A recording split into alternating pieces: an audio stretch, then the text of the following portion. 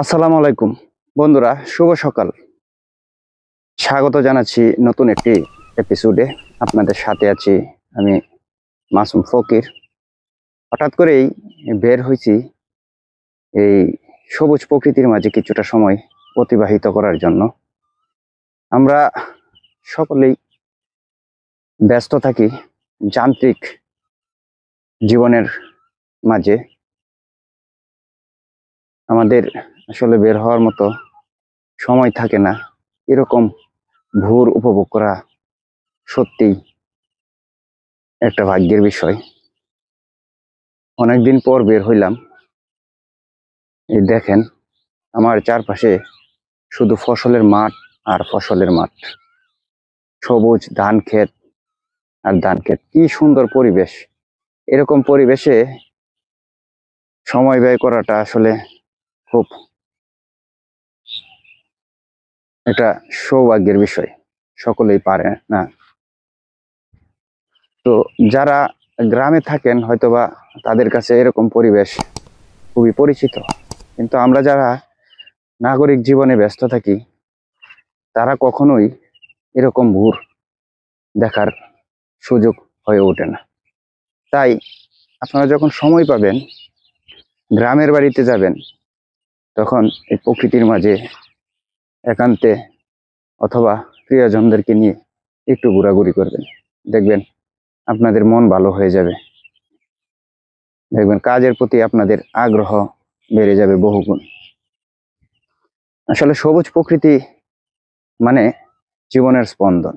সবুজ প্রকৃতি মানে চোখের শান্তি, মনের শান্তি। এমন প্রাকৃতিক পরিবেশে ঘুরতে কার না ভালো লাগে। সকলে চায় এরকম প্রকৃতির মাঝে সময় ব্যয় করতে। সকালবেলাটা অনেক সুন্দর। এই যে দেখেন, মরিচ ক্ষেত, কাঁচা মরিচের চাষ করছে।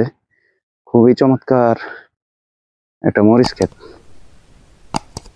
আমার কাছে ভালো লাগতেছে, জানি না আপনাদের কাছে কেমন লাগতেছে। এই যে ধান ক্ষেত, সকালের ভোরটা, সকালের প্রকৃতিটা আসলেই চোখ জোড়ানো প্রকৃতি। চমৎকার এই প্রকৃতির মাঝে সময় কাটালে মন ভালো হয়ে যায়।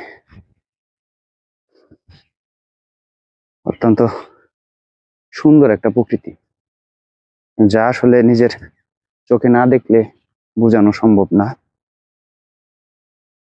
তাই আপনারা যারা গ্রামে আছেন তারা তো সবসময় এরকম প্রকৃতি উপভোগ করেই থাকেন, কিন্তু যারা শহরে থাকেন ছুটির দিনগুলোতে ভোরবেলা উঠে এরকম প্রকৃতির মাঝে কিছুটা সময়